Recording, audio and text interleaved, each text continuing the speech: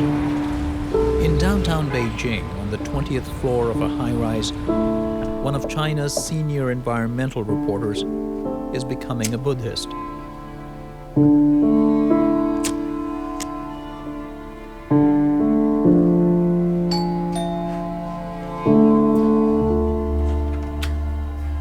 Hi. Hi. Frank? Hi. Pleasure to meet you. Nice to see you. Yeah. Likewise. Liu Jianqiang is an investigative journalist. His first story about the environment was an expose about illegal dam construction on the upper Yangtze River. It made national headlines. His hard-hitting stories eventually got him fired, so he continued his work as the Beijing editor of ChinaDialogue, an online international journal. But after 10 years of reporting, he was feeling burned out. Okay.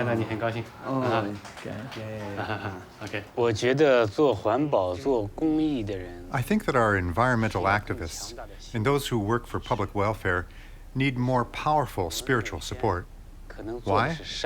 Every day, what we do may be good deeds which give us positive energy. But meanwhile, what we are facing is the darkest side of the world.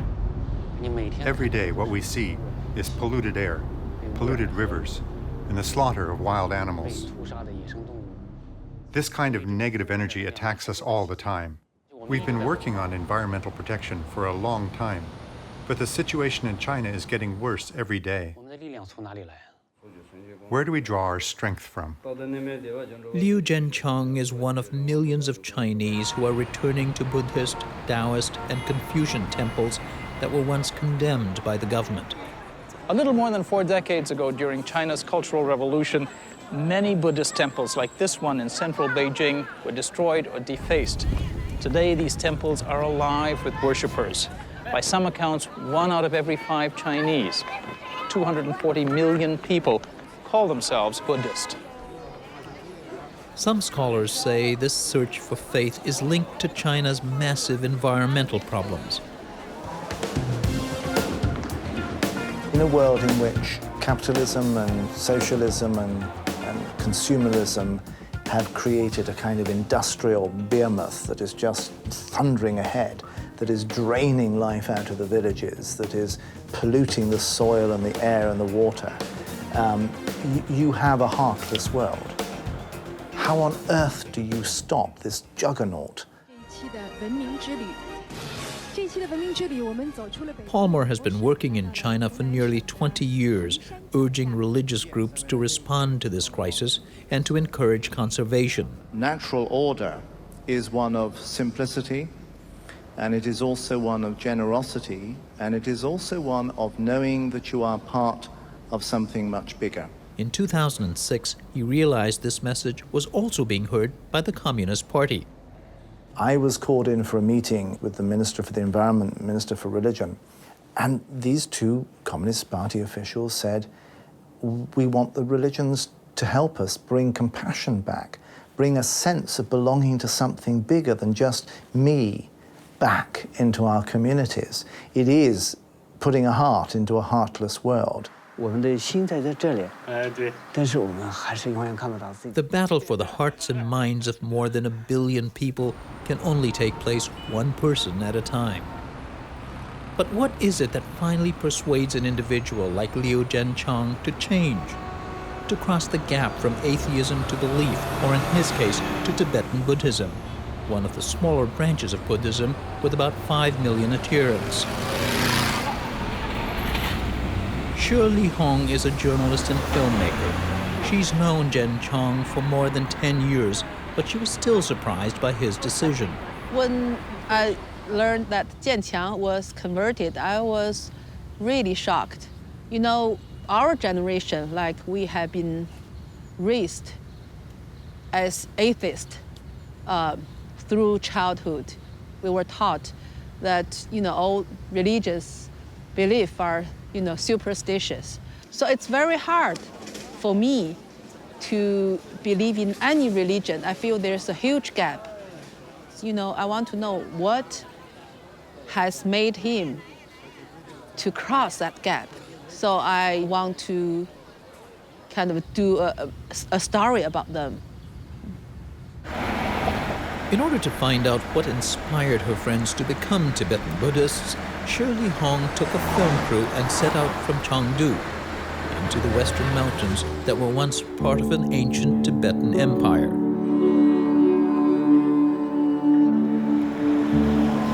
She's been here before. She and her husband Shi Jianqiang are famous in China for their pioneering environmental films and photos. They made their first film about golden monkeys 15 years ago. That film helped raise awareness about endangered species in China. According to Conservation International, this whole region is one of 35 global hotspots for biodiversity.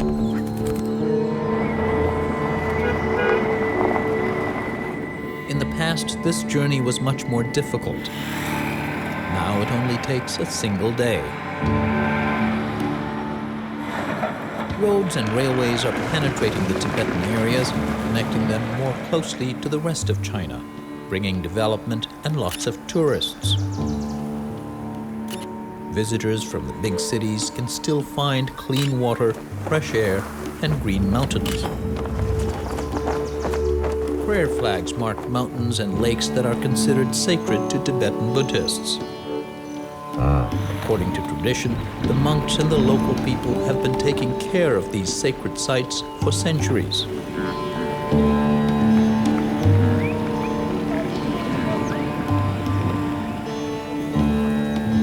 Much of the plateau is still pristine.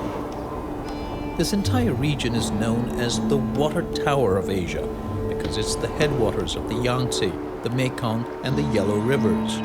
So what happens here also affects millions of people downstream. Shirley Hong's destination is a small town clustered around a monastery at Baiyu. She's come to visit a monk named Tashi Shangai, who lives near the monastery. He's the kind of monk that Jianqiang wrote about when he spent a year with the Tibetans. The sign at the gate says this is an NGO, an environmental group that protects the land and the wildlife around Baiyu. The membership includes yak herders and monks. 太好了，太好了！这个都是你们协会。是，这个园子是我们协会的。哦，什么时候弄好的？谢谢你。哎，好的，好的。Tashi Shangai is also an artist, a painter. 哇，你们得的奖吗？啊，是，对。哇，得了那么多奖。The local people call him the monk who loves birds.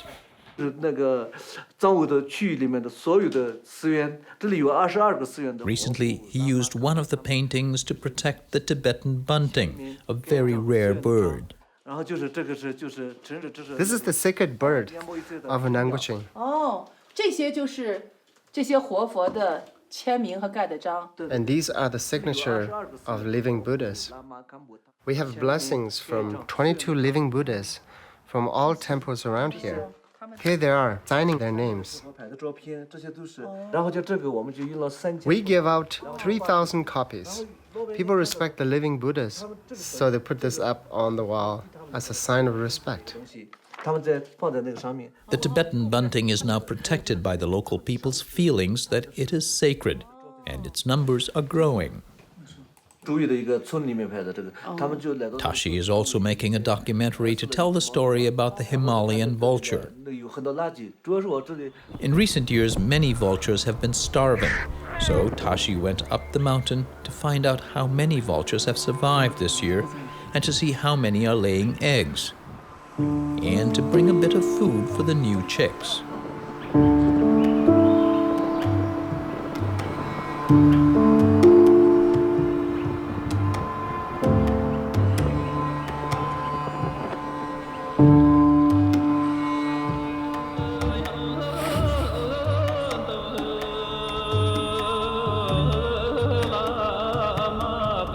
The other monks say he must have had wings in an earlier life. His work combines old traditions and new technology in a way that presents nature and vultures in a new light. 远远的看就是好像没有包的样子对其实有脑袋是包秃的，然后身上灰灰的，觉得很难看，而且他们去吃死的东西，这我们不喜欢这个鸟，但是看了你的片子，我们觉得这个非常漂亮，其实这个也开始喜欢它。其实这个很漂亮的，对， They are beautiful indeed. 就是我们这里的东西。 Before we could only see the animal from far away. We couldn't see the details. Now we can enlarge the image and see such a beauty, and they are precious. 本来想张美做就是 We Tibetan already respect living things. Now we can respect them even more. 尊重它的。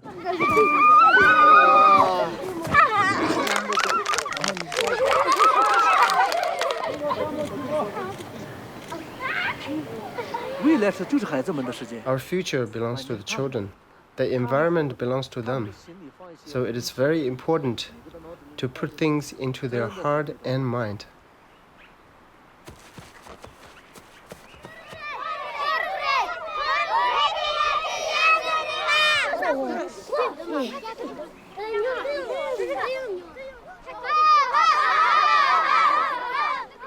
지금 그때 저같은 쪽 다 저같은 땅도 지금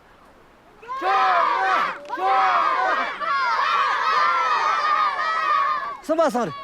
对。小的时候是。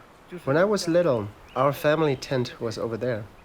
My sister and I played here. We took care of small yak over there.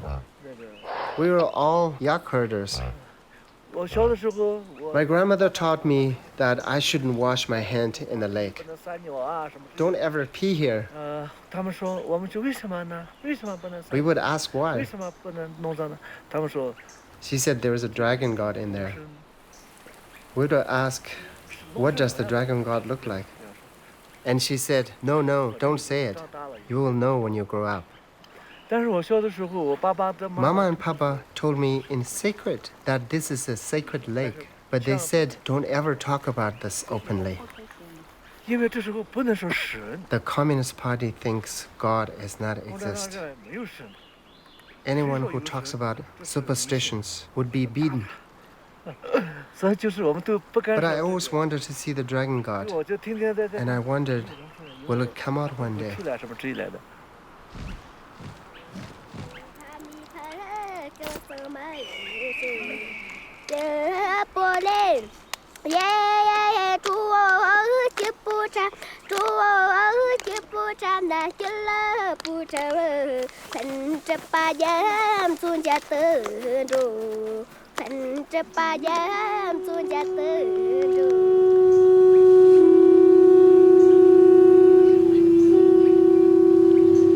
Today, this lake is the scene of annual gatherings of Buddhist monks.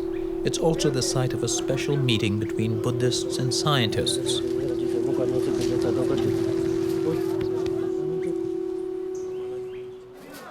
Dr. Liu Jianqiang is a conservation biologist at Peking University.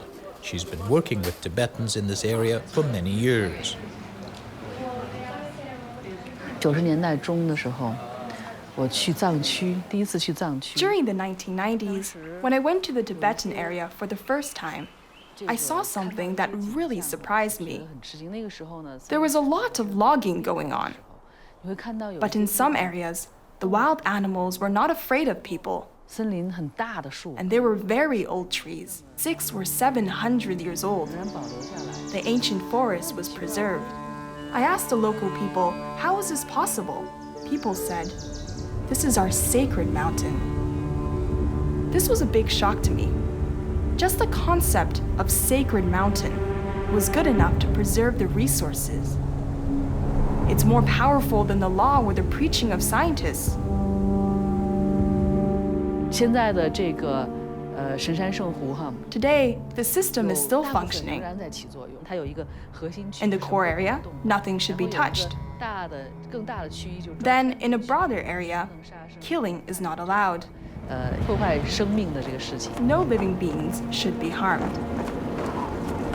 我们做了鸟类的调查。 We did a survey on birds, and we discovered that wherever the belief in sacred mountains is strong, there is greater biodiversity. So this shows scientifically the environmental value of sacred mountains. Then, for 2 years, Dr. Liu and her students used GPS to map the sacred mountains in the Ganzi district of Western Sichuan province. They found an average of 3 sacred mountains near each monastery in the district.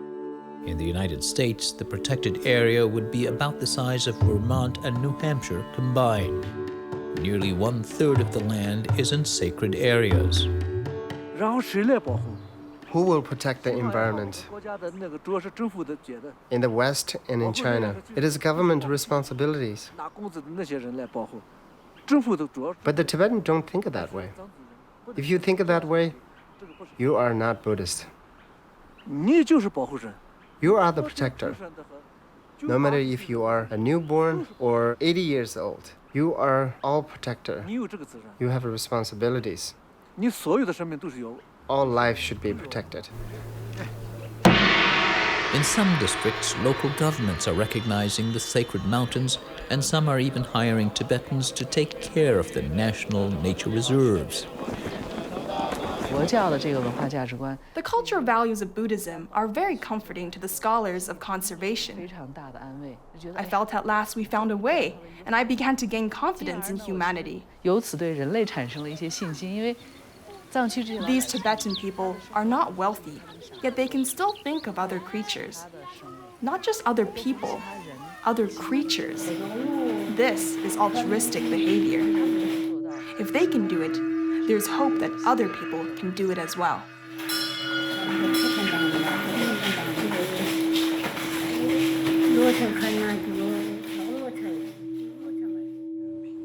Liu Jianqiang is one of millions of Chinese who are taking a fresh look at traditional culture.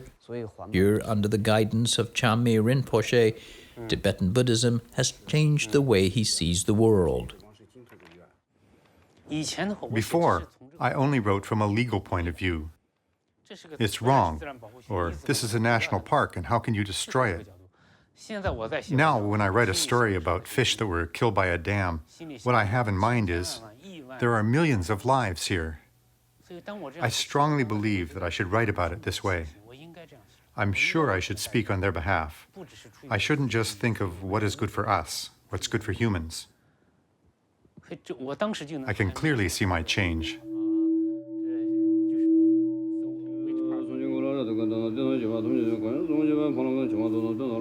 Observing this new interest in religion and conservation, China's Communist Party is now cautiously supporting it. Former State Councilor Mr. Dai Bing Guo spoke at the annual forum on ecological civilization and Buddhist culture. Traditional culture promotes harmony between man and nature and encourages limited consumption and a simple way of life. We support this. We don't oppose taking from nature. We do oppose over-exploitation. We want Gold Mountain, but we also want Clearwater and Green Mountain. I think one of the things that I've seen over the last few years, and increasingly so, is a sense that if there is going to be some kind of Chinese solution to these issues, it is going to come out of Chinese traditional culture. So my sense is that this partnership between religion and the government around environment is only going to get stronger and stronger. There's hope these handshakes signal real support for ancient traditions of respect for nature in a society that has paid a heavy environmental price for progress in recent decades.